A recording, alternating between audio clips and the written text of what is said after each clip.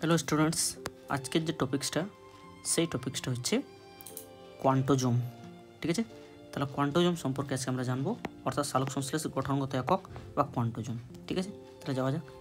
প্রথমত হচ্ছে কি যে কোয়ান্টোজোম আমরা কোনটাকে বলি, যেটা সালোক সংশ্লেষ একক, যেটা কী করে আলোক শক্তিকে রাসায়নিক শক্তিতে রূপান্তরিত করে। অর্থাৎ আমরা জানি যে থাইলাকয়েডের মধ্যে উপস্থিত থাকে, কোথায় থাকে? থাইলাকয়েডের উপস্থিত থাকে সালোক সংশ্লেষের গঠনগত কার্যগত একককে আমরা কী বলি? কোয়ান্টোজোম বলি। কিন্তু ক্লোরোপ্লাস্টিডটা কোথায় থাকে আর থাইলাকয়েড কোথায় থাকে, আর থাইলাকয়েডের ভিতরে কীভাবে কোয়ান্টোজোম একক তৈরি হয় সেটা আমি ধাপে ধাপে তোমাদেরকে বলছি। তাহলে প্রথম দেখো, এই যে কোয়ান্টোজোম টপিক্সটা বা এই যে ইয়েটা রয়েছে, এটা আবিষ্কার করেছিলেন বিজ্ঞানী পার্কস অ্যান্ড বিগনিস 1964। এটা আবিষ্কার করেছিলেন ইলেকট্রন মাইক্রোস্কোপের দ্বারা, তিনি এটা আবিষ্কার করেছিলেন।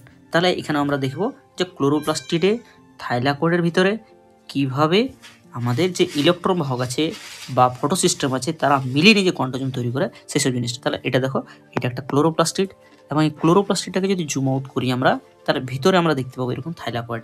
ঠিক আছে, তাহলে এইটা এইখান থেকে এইখান পুরাটা সমগ্রটা হচ্ছে, এটা হচ্ছে গ্রানা বা গ্রানাম বলবো। এটা হচ্ছে গ্রানাম, এক একটাকে গ্রানাম বলবো, আর সিঙ্গুলারটা গ্রানাম বলবো, বহুজনটা গ্রানা বলবো। এইটা হচ্ছে ল্যামেলা। ঠিক আছে, তাহলে এইটাকে যদি আমরা আরেকটু দেখি জুম করে, তাহলে ভিতরে আমরা কিন্তু দেখতে পাবো যে এটা হচ্ছে একটা থাইলাকয়েড। এটা হচ্ছে সিঙ্গেল থাইলাকয়েড। সিঙ্গেল থাইলাকয়েডের ভিতরে ছোট্ট ছোট্ট যে কণাগুলো দেখতে পাওয়া যাচ্ছে, এইগুলো হচ্ছে মলিকুল। এগুলো কি করে আলোক শক্তিকে রাসায়নিক শক্তিতে রূপান্তর করে, সেই জন্য এদেরকে বলা হয় অ্যান্টিনা মলিকুল বলা হয়। ঠিক আছে, তাহলে এটা হচ্ছে অ্যান্টিনা মলিকুল। এইটার ক্ষেত্রে কি হয়, এইটাকে যদি আর ভালোভাবে দেখি, তাহলে এর ভিতরে থাইলাকয়েডের কোষপদার ভিতরে অনেক কিছু রয়েছে, সেইগুলো এখানে আমরা দেখবো যে এর ভিতরে কীরকমভাবে বাহক রয়েছে। তাহলে এইখানে এই জায়গাটাতে এই যেটা রয়েছে PS1, এইটা হচ্ছে PS1 অর্থাৎ ফটোসিস্টেম 1, এইটা হচ্ছে PS2। ঠিক আছে, এরকমভাবে এখানে রয়েছে সাইটোক্রোম B6F, এবং এরকমভাবে কি রয়েছে আরও অনেক ইলেকট্রন বাহক রয়েছে, এবং সঙ্গে সঙ্গে রয়েছে CF0 CF1 কণা। তাহলে এইসব জিনিসগুলো মিলে কি হয়, আলোক শক্তিটা রাসায়নিক শক্তিতে রূপান্তরিত হয়, অর্থাৎ আলোক শক্তি রাসায়নিক শক্তিতে রূপান্তরিত হয়। সেজন্য এটা এই এককটা সমগ্র সবাই মিলে যে ইউনিটটা তৈরি করে, সেই ইউনিটটাকে আমরা বলি কোয়ান্টোজোম। ঠিক আছে, তাহলে এক একটার ক্ষেত্রে কীরকমভাবে আলোক শক্তিটা আসে সেটার প্রথমে একটু আমরা ছবির মাধ্যমে দেখি। তাহলে এইখানে দেখো, এটা একটা লাইট এনার্জি, এই লাইট এনার্জি এটার মাধ্যমে আসছে, আসার পর কি হয়, এখানে অনেকগুলো কেমিক্যাল থাকে, মানে ক্লোরোফিল পিগমেন্ট বা অন্যান্য পিগমেন্ট থাকে। সাইডে যেগুলো থাকে সেগুলো জেন্থোফিল পিগমেন্ট আর কেরোটিন থাকে। এরা আলোক রশ্মিটা কী করে একটি ক্লোরোফিল থেকে আরেকটি ক্লোরোফিল কম্পন পদ্ধতিতে শক্তিকে ট্রান্সফার করে, এবং এইখান থেকে এইখান অবশেষে কোথায় চলে যায়,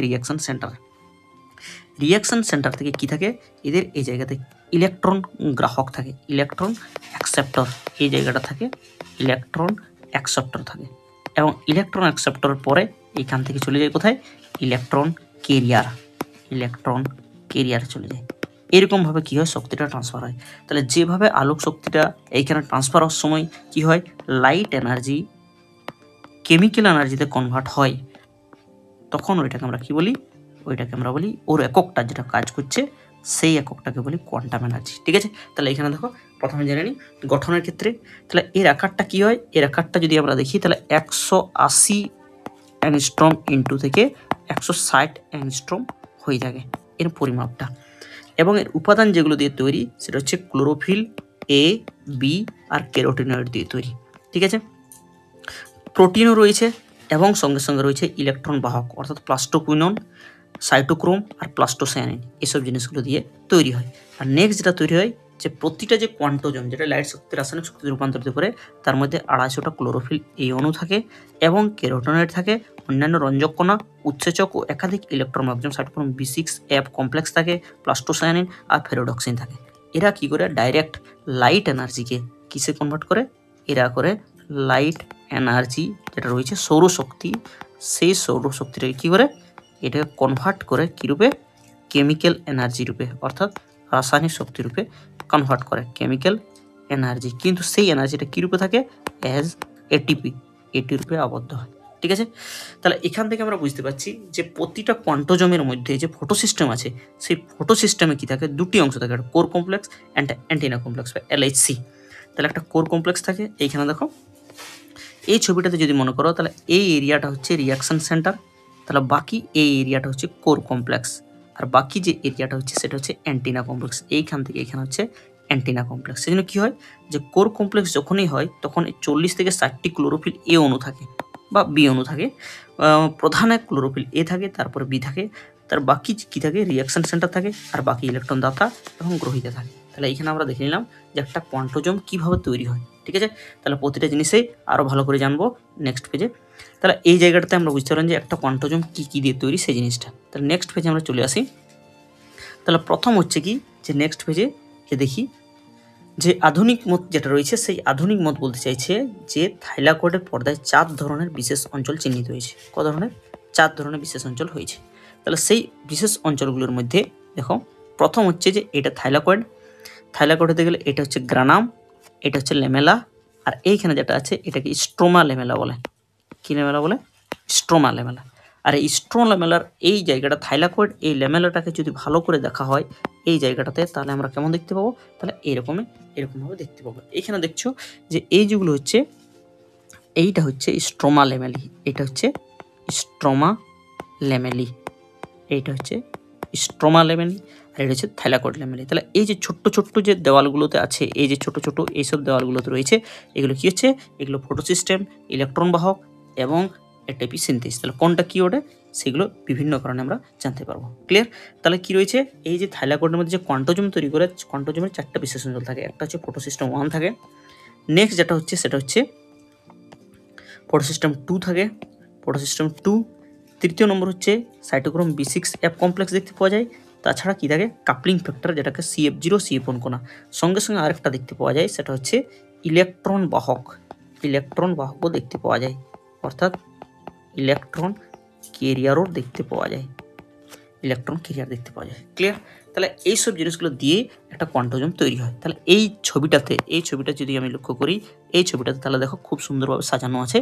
এইগুলো হচ্ছে, এই ধরনের সিম্বলগুলো হচ্ছে ফটোসিস্টেম 1, এই সিম্বলগুলো হচ্ছে ফটোসিস্টেম 2, এবং এই সিম্বল হচ্ছে সাইটোক্রোম B6F, এবং এই সিম্বল হচ্ছে এটিপি সিনথেস। দেখো সবগুলোই প্রতিটাতেই, অর্থাৎ স্ট্রোমা ল্যামেলিতে আর থাইলাকয়েড পর্দাতে প্রতিটা জায়গাতে এগুলো রয়েছে, এবং এরা সবাই মিলে এক একটা কোয়ান্টোজোম তৈরি করে। আর প্রতিটা কোয়ান্টোজোম কী করে? আলোক শক্তিকে রাসায়নিক শক্তিতে রূপান্তরিত করতে সাহায্য করে। যদি এটাকে আরও ভালো করে আমরা দেখি এই ছবিটাকে, তাহলে এই জায়গাতে আরও একটু ভালো করে আমরা এরকম একটা ছবি দেখতে পাবো। এই ছবিটাতে আমরা দেখতে পাবো যে কোনটা ফটোসিস্টেম 1, কোনটা ফটোসিস্টেম 2, সেসব জিনিসগুলো। তাহলে এখানে দেখো এইটা হচ্ছে ফটোসিস্টেম 1, যেটা কী করে? প্রায় 700 ন্যানোমিটার তরঙ্গ দৈর্ঘ্য আলোকে শোষণ করে। ঠিক আছে, এখন নেক্সট যেটা হচ্ছে এটা হচ্ছে ফটোসিস্টেম 2, এটা কী করে? 680 ন্যানোমিটার তরঙ্গ দৈর্ঘ্য শোষণ করে, যেটা কী করে? অচক্রাকার ইলেকট্রন পরিবহন ঘটায়। আর এরপরে যে ছোট্ট একটা লাল এরিয়া আছে ওটা হচ্ছে অক্সিজেন ইভলভিং কমপ্লেক্স, এটা কী করে? জলের ভাঙন ঘটায়। আর নেক্সট হচ্ছে এটা হচ্ছে প্লাস্টোকুইনন, যেটা কী করে? আমাদের ইলেকট্রন পরিবহন করে, যেগুলো বার হয় রিয়াকশন সেন্টার থেকে বা বিক্রিয়া কেন্দ্র থেকে। এইটা হচ্ছে প্লাস্টোসায়ানিন, যেটা ইলেকট্রনটাকে পরিবহন করতে সাহায্য করে। সাইটোক্রোম B6F, এটাও ইলেকট্রন পরিবহন করতে সাহায্য করে, এবং এটা হচ্ছে এটিপি সিনথেজ, এটা কী করে? আমাদের এটিপি তৈরি করতে সাহায্য করে।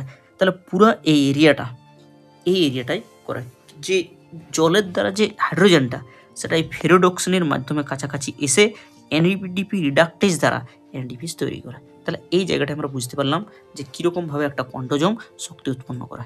ক্লিয়ার? তাহলে এরপরে দেখো কিছু বিশেষ টার্ম দেখো, স্ট্রোমা থাইলাকয়েড যেটা, অর্থাৎ যেটা স্ট্রোমা ল্যামেলি, ঠিক আছে, সেইখানে কী হয়? ফটোসিস্টেম 1টা বেশি থাকে আর কাপলিং ফ্যাক্টর বেশি থাকে। স্ট্রোমা অথাকযুক্ত, অর্থাৎ যে এরিয়াটা, এই এরিয়াটা দেখো ফটোসিস্টেম 1 বেশি রয়েছে। ঠিক আছে, এইটাকে স্ট্রোমা থাইলাকয়েড বা স্ট্রোমা ল্যামেলি বলা হয়। আরেকটা হচ্ছে গ্রানা থাইলাকয়েড, এই এরিয়াতে ফটোসিস্টেম 2 বেশি থাকে আর LH2 অর্থাৎ অ্যান্টিনা কমপ্লেক্স বেশি থাকে, আর সাইটোক্রোম B6F সমাগম থাকে। অর্থাৎ এই এরিয়াটাতে যদি আমি লক্ষ্য করি, এই এরিয়াটাতে, তাহলে দেখতে পাবো যে ফটোসিস্টেম 2 এবং সাইটোক্রোম B6F প্রায় থাকে, কিন্তু ফটোসিস্টেম 1 থাকে না। ঠিক আছে, তাহলে এটার দ্বারা বুঝতে পারছি যে আমরা কী করি, এর কার্যাবলী যদি জানি তাহলে এটা কী করে? এটা প্রতিটি কোয়ান্টোজোম একটা ফটোসিন্থেটিক ইউনিট হিসাবে কাজ করে, যেটা আলোক শক্তিকে রাসায়নিক শক্তিতে রূপান্তরিত করে আর এটিপি আর NADP তৈরি করতে সাহায্য করছে। তাহলে এটা হচ্ছে কোয়ান্টোজোমের বেসিক ফর্মুলা। আশা করি